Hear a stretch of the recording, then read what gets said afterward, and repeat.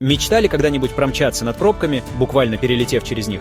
Так кто же на самом деле изобрел летающий мотоцикл? Ну, это не дело рук одного гения. Такие компании, как Jetpack Aviation и Hover Surf, на перегонке воплощают научную фантастику в реальность. Эти красавцы выглядят как мотоциклы, но они могут парить над машинами. Ну то есть, вы можете себе представить свою утреннюю поездку на работу по воздуху? Честно говоря, в первый раз я бы очень испугался, но с другой стороны, как это круто! Технология пока новая, но с каждым годом она становится все лучше. Вы бы прокатились на таком или предпочли бы остаться на земле? Ставьте лайк, пишите комментарий и дайте мне знать.